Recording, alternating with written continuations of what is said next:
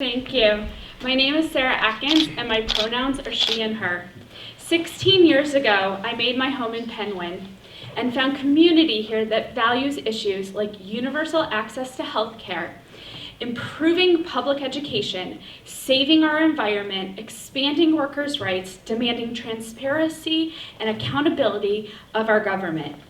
I'm not a traditional candidate. I'm a stay-at-home mom to 5 kids with complex disabilities. I have firsthand experience with struggles working families face and how to overcome them.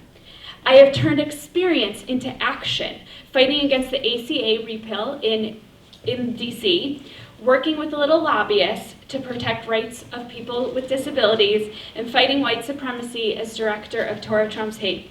I believe my passion and expertise, commitment to progressive values, and history of community organizing make me an ideal candidate to bring effective, ethical, progressive leadership back to the 17th. I will start that I am a committee person in Lower Merion 14-3. I have knocked over 10,000 doors since 2017. I've worked on campaigns. I have volunteered in many different aspects. Additionally, I have a lot of lived experience. So things like bullying. My own son experienced bullying to the point of PTSD. I can go to Harrisburg and I know what the families of kids who have experienced this need to create effective legislation to correct that. My own family has multiple complex medical needs. This means that I live every day in and out of the doctor's offices. I know how to work the system. I know how to work with the doctors. Additionally, I have worked on anti-Semitism reform. I have worked in my own child for his IEP. I every day have to go in there and advocate for my child. Gerrymandering is not just a Democrat or Republican issue. We need to limit political influence in our districting, which is why I would adopt the Fair District PA's proposed legislation of 11-person bipartisan panel.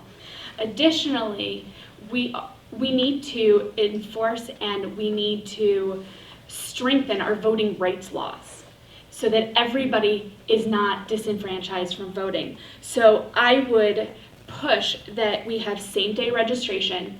We pre-register our 16 and 17-year-olds. We require our polling places to actually be accessible, not just in name only. And continue to expand these rights so that every single person gets the actual opportunity to cast that vote. First and foremost, healthcare is a human right, and all Pennsylvanians should be guaranteed this right.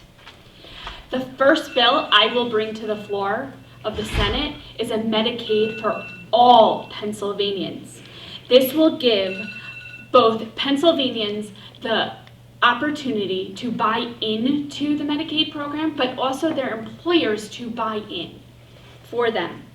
We will make sure to enshrine the ACA's expansions and conditions. However, we have to expand to the 30 essential health benefits because Pennsylvania has not expanded to all 30. We need to make sure to improve the Medicaid program that we have by giving robust access to mental health services, dental care, vision correction, durable medical equipment, reproductive health care, and gender confirmation services. I believe I'm the only person on this panel who actually has a child in a cyber charter school. My children are in that school because our local brick and mortar could not and would not educate my child. The majority of parents that I work with as a parent advocate in this school every day tell me stories that are exactly like ours. We need to address why cyber charter students are going to these cybers. Then there is actually a bill in the House right now that talks about creating cyber schools within our own school districts. That is what I believe is the right direction. There is no reason why my child should leave their district, but they need cyber education for a reason. We need transparency, which I have held our school accountable to. I have gotten rid of personally our school board. I have fought for our teachers to be unionized, and we do not get 100% of the funding that our brick and mortar students get. We only get 80 to 60%. But I want to use my minute to talk about something that's not a strategy that's not utilized enough. It's called focused deterrence, which what they do is they create a dialogue between all the stakeholders. They do this program called Call-In, and they bring the police commissioner, the DA, U.S. attorneys, voices of redemption, voices of the community, and social service providers. And they sit them all together, and they tell people, if you're willing to put down the guns, these are all the things we're going to give you. We'll help you with childcare, we'll help you with any social services, drug treatment, job training, anything we can do. If you don't make that choice, though, there will be a consequence, both on you and your group of people. And with this, they have seen in Chicago a 37% decrease, in Boston 67 or 63%. In Philadelphia, they did a pilot program and over 50% decrease. That's huge. So today is actually the 47th anniversary of Roe. And where are we in Pennsylvania? Still fighting for our rights. I will fight to make sure all Pennsylvanians are guaranteed the right to reproductive health choices without government interference. The right to reproductive health choices regardless of their employer's religious beliefs. The right of abortion providers to operate without the fear of violence. We also need to integrate reproductive health clinics in our public schools and provide free birth control to all teens.